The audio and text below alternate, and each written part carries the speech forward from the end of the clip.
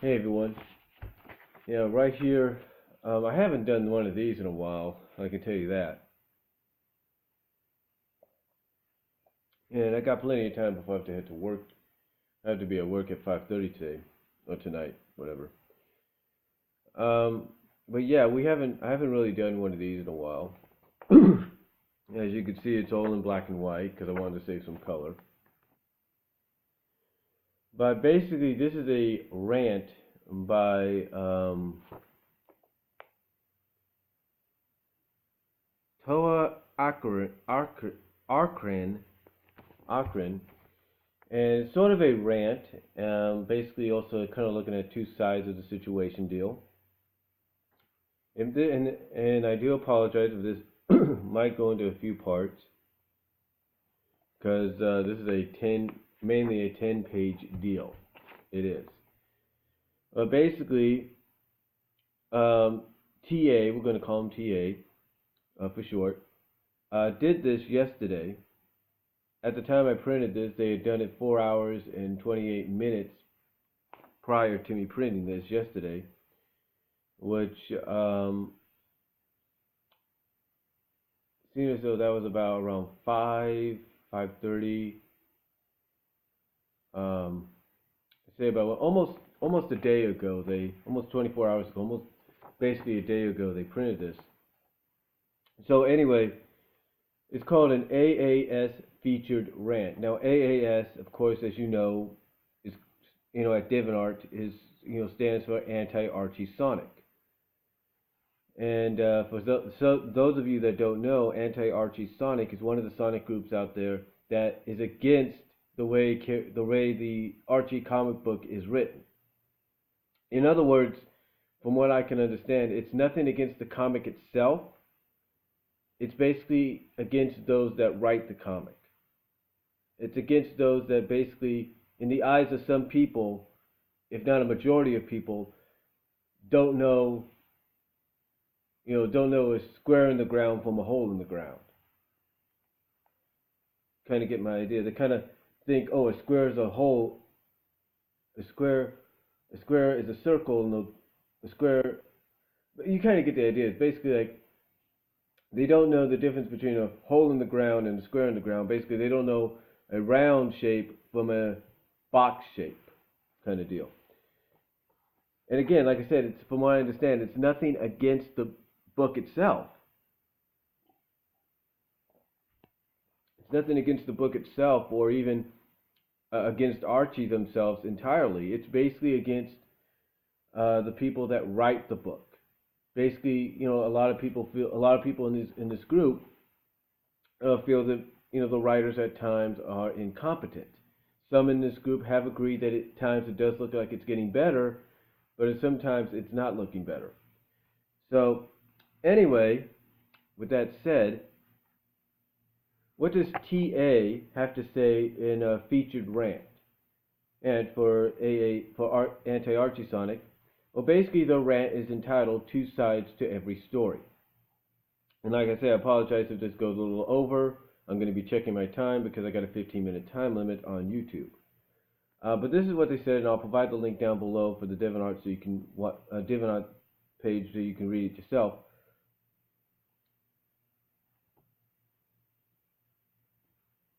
And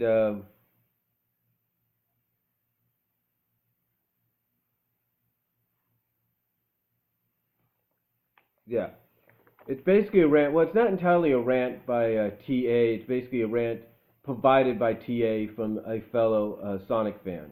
So let's correct that. It's a rant provided by TA by a fellow that was done by a fellow Sonic fan. So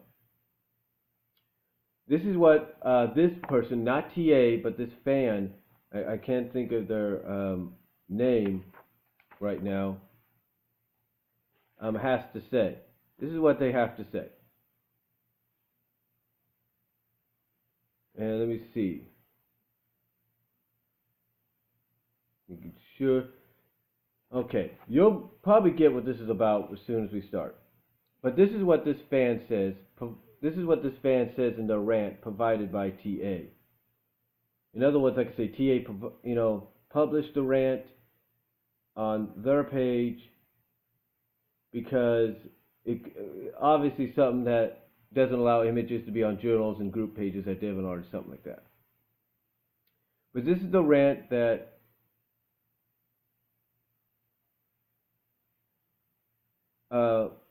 this is a rant provided by another user, but published on TA's DeviantArt page because, like I said, the whole images not being on journals and group pages.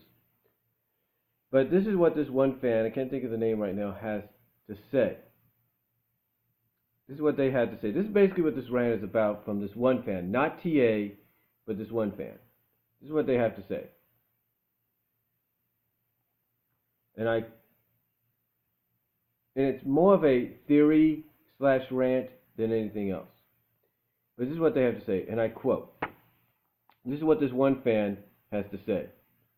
Not TA, but this one fan. And I quote, "Well, it's almost a year now since I've been writing these stories on DA. This person writes some fanfic stories. And I think I should shed some light on why anyone would write all these stories about a comic character." Get ready for this. You want to know what the comic character is? Fiona. That's right, Fiona Fox. So here we go. That's not even in the comic anymore. The short answer is the writers of the comic decided to force her character to the dark side to advance a story plot, and I found it was done in a rather cruel and unfair manner for a character that has been around for such a long time. I felt I should somehow continue the story that they dropped and put my twist on it. I've never done anything like this before, but heck, this is DA, so I thought I'd give it a try.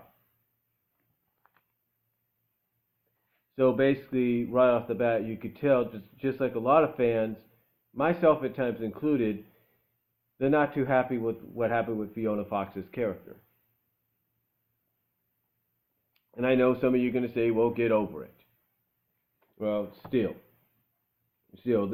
we'll continue on and we'll get to that when we can. Okay, continuing on, and I quote from this person. "But that's too simple an explanation. Here's the long version." And I quote, "First, I feel I must state the obvious. Sonic comics are meant for a younger audience. No duh. The characters are furry and cute, and stories are usually pretty straightforward. However, in the background, they do delve into the darkest side of human nature on a certain level.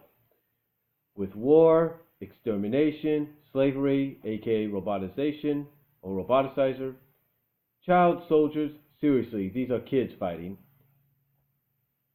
and last but not least, love. Yes, love has a dark side, but we all know this is just a comic, so try not to take it too seriously." Alright, so basically what he's indicating right now is, yes, this is meant for younger audiences, but it's got such a presence, a background presence with certain elements that may go over kids' heads, younger kids' heads, but are right at that level where adult people my age, if not a little younger, in their 20s, teens, can, and even older than me, can understand and interpretate to the younger audience on a simpler term. Okay, let me check my time here. Wow, already 9 minutes. So yeah, this is going to be multiple parts, so I apologize for that. Okay, now continuing on with what this person said, and I quote, "I didn't read Sonic comics until about a year ago, and the first Sonic comic I read was 172. I read it and I thought, wow, what a dramatic storyline. It had action, it had some witty dialogue, it had a lot of drama, and most importantly introduced me to the Sonic cast of characters. On the surface, it looked like a story of betrayal caught red-handed, and our two heroes, Sonic and Tails, taking the brunt of heart-wrenching breakup and betrayal.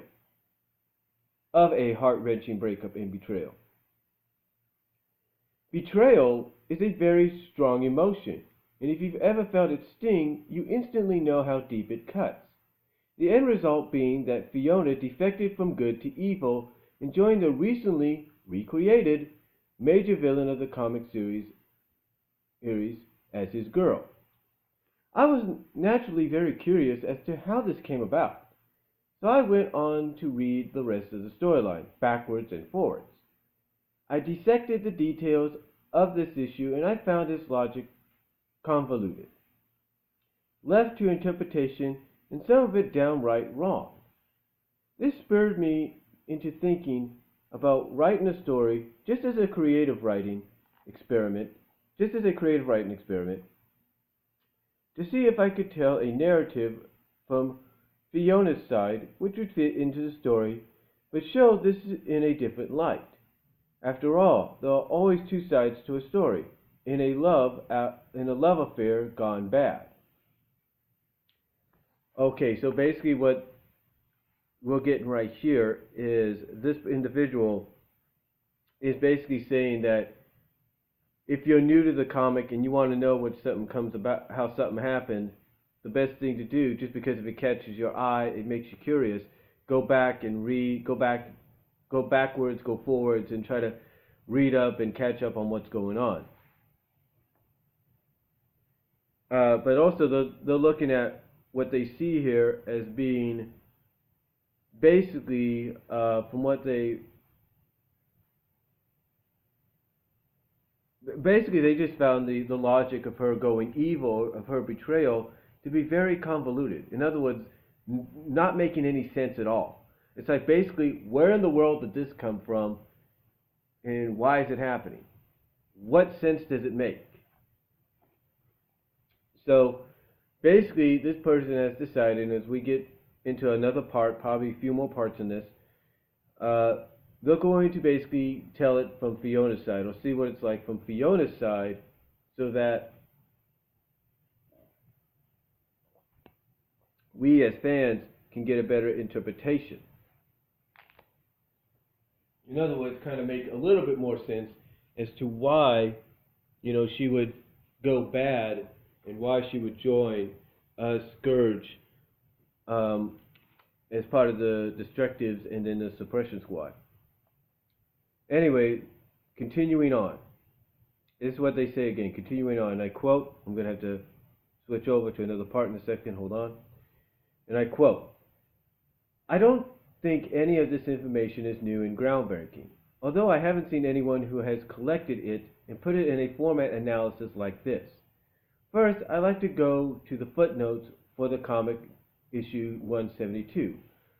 Footnotes are supposed to be irrefutable, concrete evidence of the truth. Here is Sonic's big moment where he catches Fiona in her betrayal." And this is from 172. It's in black and white, but you can kind of see what we're talking about. Basically, she's noting what Sonic says here, and he basically says, you didn't show interest in me until after Scourge impersonated me, which is back in 150, 151.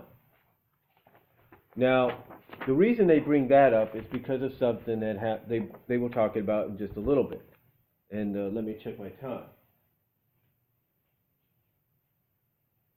Okay, I'm going to have to stop it here at 14 minutes.